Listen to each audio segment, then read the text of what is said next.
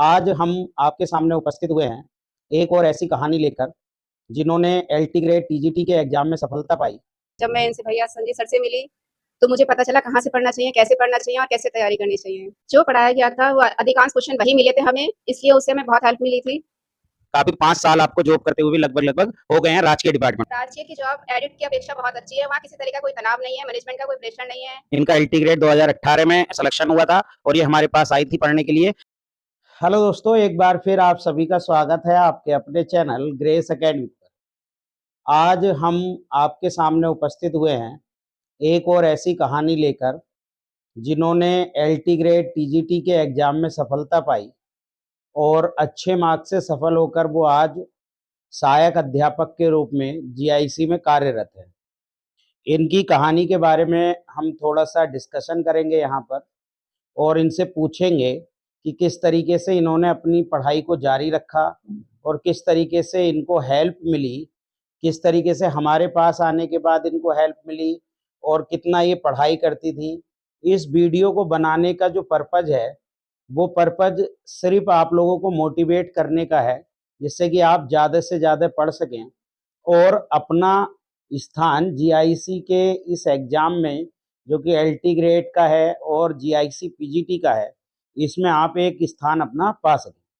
तो सबसे पहले मैं बता दूं इनके बारे में, इनका नाम सरिता पाल है और ये हमारे पास जो कोचिंग करने के लिए आई थी, ये हमारे पास कोचिंग करने के लिए सन 2017 में आई थी और फिर इनके जो एग्ज़ाम क्लियर हुए, इनके 2 एग्ज़ाम क्लियर हुए, 3 एग्ज़ाम, एक एलटी ग्रेड 2018 का, टीजीटी 2016 का और टीजीटी 2021 का।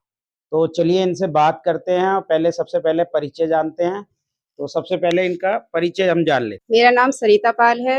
मैं इस समय राजकीय उच्चतर माध्यमिक विद्यालय हरतला में कार्यरत हूँ, गणित के पद पर। मैंने 2017 से तैयारी स्टार्ट करी थी और मुझे मतलब बहुत दिन का गैप हो गया था पढ़ाई में, इसलिए जब मैं इनसे भैया संजीव सर से मिली तो मुझे पता चला कहाँ से पढ़ना चाहिए, कैसे पढ़ना चाहिए और कैसे तैयारी करनी चाहिए। मैंने स्टार्ट की थी तैयारी 2017 में, तो 2017 में ये हमारे पास आई थी। उस समय हमारा जो पढ़ाने का था वो स्टार्टिंग थी शुरू में, और 2017 में हमारे पास ज़्यादा लड़कियां भी नहीं थी, ज़्यादा गर्ल्स में नहीं थी। ये आई थी, बहुत इनका ये था कि बहुत डर था मन में कि कैसे तैयारी होगी कैसे नहीं। फिर उसके बाद इन्होंने तैयारी करी और तैयारी करने के बाद इनका नंबर भी आया। तो सबसे पहले हम इनसे ये जानना चाहेंगे कि आपने जब तैयारी स्टार्ट की थी तो आप बिल्कुल फ्रेशर थी, तो फिर उसके बाद आपने कितने घंटे जो है घर पर पढ़ाई करी, कौन कौन सी बुक से पढ़ाई करी, हमारे पास आने के बाद क्या क्या हेल्प मिली, ये सब के बारे में जान। घर पर पहले तो मतलब जो नोट्स यहाँ पढ़ाते थे वो सारा रिवाइज करते थे घर जाके।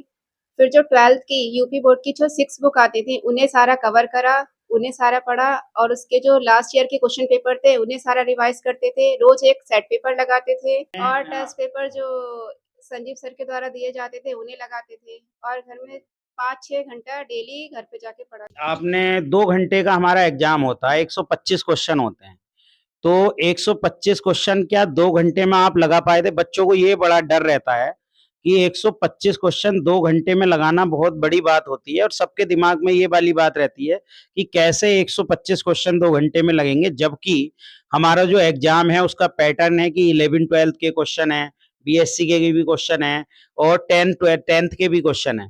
तो क्या 125 क्वेश्चन लगाना और उसको टाइम लगाना, इसमें कितनी बड़ी हेल्प थी हमारे पास पढ़ने के बाद भी, और कितनी हेल्प आपको खुद सेल्फ जो स्टडी करी थी उससे मिली? 125 क्वेश्चन 2 घंटे में लगाना, आपको इसके लिए करना होगा कि डेली एक सेट पेपर ज़रूर करना है और कुछ क्वेश्चन आपको ऐसे याद हो जाएँगे कि आपको देखते ही उनका आंसर पता होना चाहिए, क्योंकि पूरा मैथ में का सॉल्यूशन हम नहीं कर पाते हैं, इसलिए कुछ क्वेश्चन आपको इतना प्रैक्टिस करना होगा कि वो आपको देखते ही पता चल जाएगा इसका आंसर क्या है और हमें क्या लगाना है।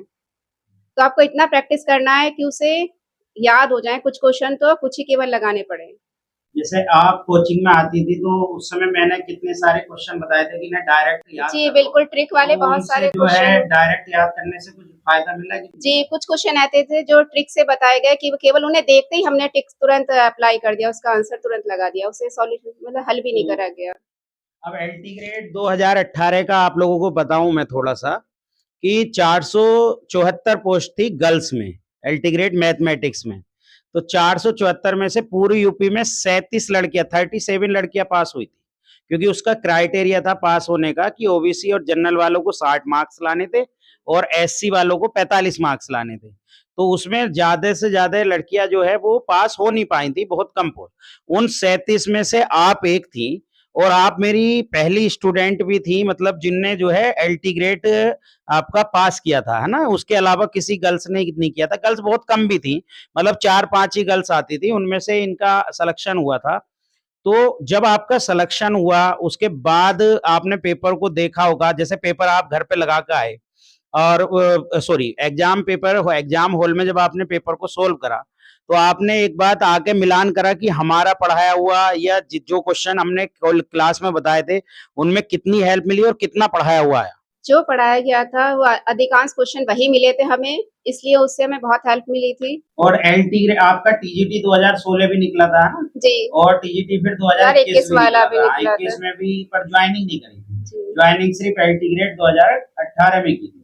तो अब जैसे हमारे जो स्टूडेंट हैं उनको क्या सलाह देना चाहेंगे कि किस तरीके से वो तैयारी करें, किस तरीके से आगे बढ़ें, कैसे मोटिवेट हों, कि जो रोज डेली कितना पढ़ना चाहिए और कितने घंटे प्रैक्टिस को देने चाहिए, कौन कौन से टाइप के क्वेश्चन करने चाहिए, उस पर अगर थोड़ा सा कुछ कहना चाहें। बस हम यही कहना चाहेंगे कि डेली एक तो पहले प्रैक्टिस सेट पेपर करिए, डेली करना है एक, उसे अपना टाइम रखिए कि हम 2 घंटे में कितने क्वेश्चन कर पा रहे हैं। आप देखिए पहले आपके कुछ कम क्वेश्चन होंगे, फिर ज्यादा लगातार कंटिन्यू प्रैक्टिस करने से आपके क्वेश्चन पढ़ते ही चले जाएंगे। और आपको जो एक बुक, उस बुक का जो से आप पढ़ाएंगे कोचिंग में वो पढ़िए और घर जाके अपने 12th की बुक्स कवर करिए और जो सेट पेपर आते हैं उन्हें सबको प्रैक्टिस करिए। ये आपका बहुत बहुत धन्यवाद, आपने इतना कीमती समय हमने दिया और आप सेलेक्टेड हैं उसके लिए बहुत बहुत बधाई। और आप जो है जॉब भी कर रही हैं, काफी 5 साल आपको जॉब करते हुए भी लगभग लगभग हो गए हैं राजकीय डिपार्टमेंट में। तो राजकीय की जो जॉब है वो से उससे कितनी से आप संतुष्ट है कि हाँ राजकीय की जॉब से मैं इतनी संतुष्ट? राजकीय की जॉब एडिट की अपेक्षा बहुत अच्छी है, वहाँ किसी तरह का कोई तनाव नहीं है, मैनेजमेंट का कोई प्रेशर नहीं है। आप अच्छा वर्क करेंगे तो आपको अच्छा वहाँ पर प्रमोशन मिलेगा, आपको आपकी वर्किंग वहाँ मतलब तारीफ करी जाएगी जैसा आप अच्छा काम करते हैं तो।